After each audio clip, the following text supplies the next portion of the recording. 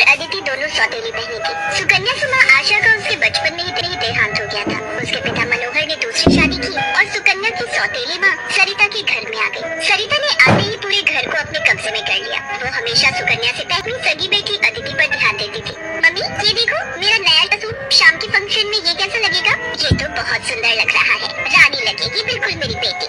Mummy वो सुकन्या को क्या दोगी पहनने के लिए? वो भी तो हमारे साथ शादी में जा रही है, पहन लेगी कुछ भी जो उसका मन होगा। मेरे पास इतने पैसे नहीं है कि मैं उसके लिए भी नया सूट खरीदूं। वैसे भी तुम्हारे पापा का इतना काम नहीं बचा, मेरे लिए तुम्हें नया सूट लेकर देना जरूरी था। बहुत लोग आएंगे वहाँ, क्या पता कोई तुम्हें अमीर घर का लड़का पसंद कर ले।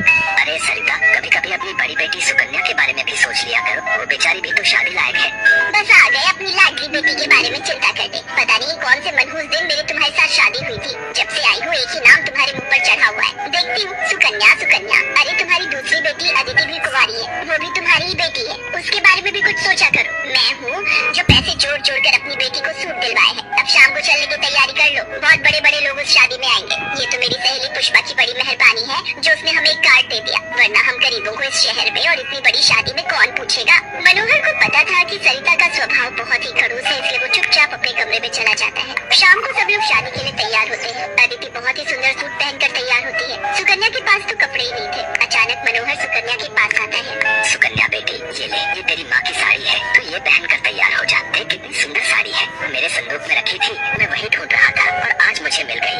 पिताजी ये माँ की साड़ी सचमुच, ये साड़ी तो बहुत सुंदर है। शुक्रिया पिताजी, आज आपने माँ की ये साड़ी देखकर मुझे बहुत खुशी दी है।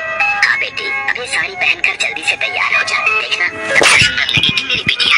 सुकन्या अपनी माँ की साड़ी पहनकर तैयार हो जाती है। सब लोग शादी में पहुँचते हैं। सरिता जानबूझकर अदिति को ही आगे कर रही थी ताकि वहाँ लोग अदिति को ही देखें। तभी एक बहुत ही बड़े परिवार के लड़के आशीष की नजर सुकन्या पर पड़ती है। सुकन्या बिल्कुल अकेली खड़ी थी। वो लड़का उसके पास आया और उससे बात करने लगा। हेलो, मेरा नाम आशीष है और आपका? जी मेरा नाम सुकन्या है। अच्छा नाम है आपका। वैसे आप यहाँ अकेली क्यों खड़ी है? चलिए ना, वहाँ डांस फ्लोर पर सब लोग डांस कर रहे हैं। आशीष को सुकन्या से बात करता देख सरिता आशीष के पास आती है। सुकन्या बेटा, तुम्हारे पापा तुम्हें बुला रहे हैं, इनके साथ अदिति डांस कर लेगी। हाँ क्यों नहीं, प्लीज।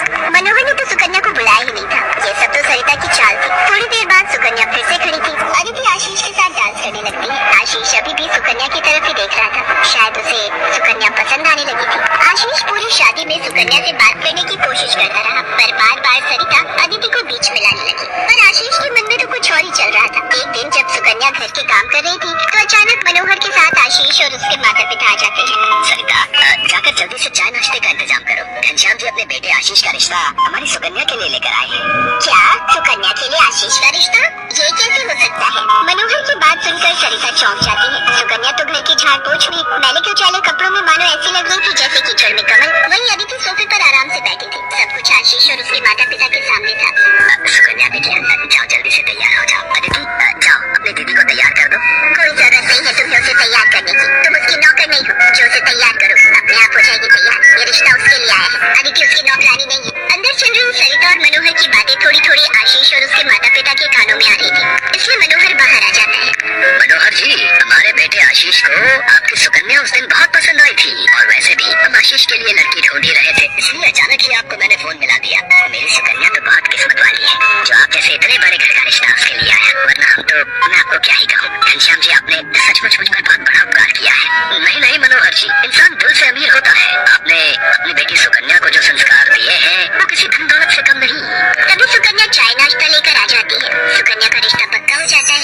भाई साहब, हमें आपकी सुकन्या बहुत पसंद है। हम तो जल्द से जल्द शादी करके सुकन्या को अपने घर की बहू बनाकर ले जाना चाहते हैं। बस आप शादी की तैयारियां कीजिए।